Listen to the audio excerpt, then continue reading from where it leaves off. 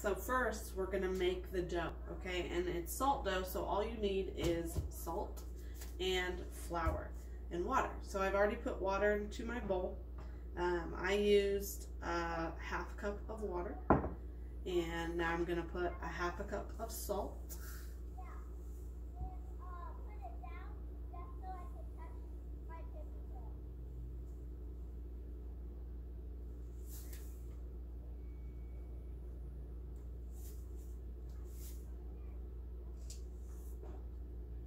And then I'm gonna do a whole cup of flour.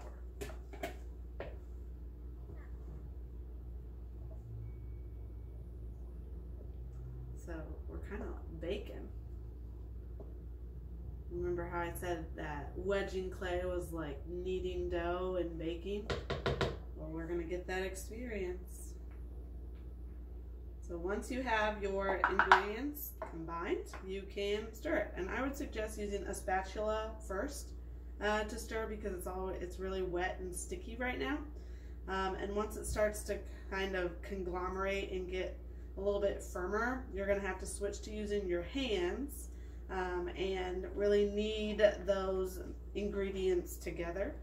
Oops, it's a little messy. But right now I'm gonna try to get all that flour in and get it all stirred up as best I can with the spatula. I'm gonna kind of squish it around.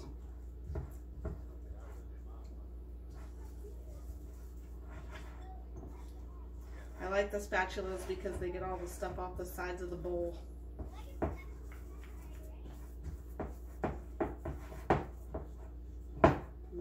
Once it's pretty well integrated and all kind of mixed in, you can pick it up and start using your hands. Now, before you do that, what I would suggest is getting a little bit of flour on your hands and kind of rubbing it together, because you're going to want to knead this flour. You could also get a little flour on your working surface, and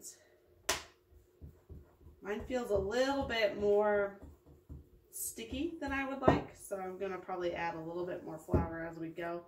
I'm going to get it out of the bowl, put it all together,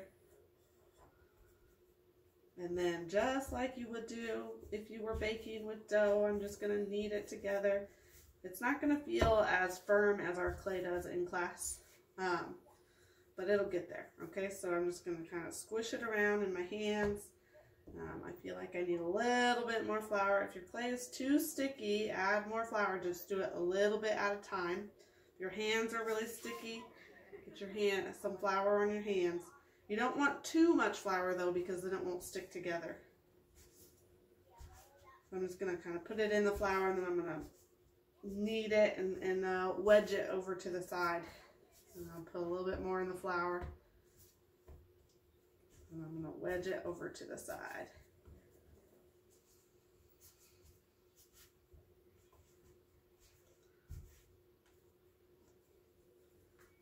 And then you've got some dough. And it's still going to not be quite as firm as ours is in class, but I think this is going to be a really good substitute for now. Okay? So that's it. That's our dough. You can put this in a Ziploc bag if you want to save it for later, or you can start creating if you're ready. Okay? Thanks, guys.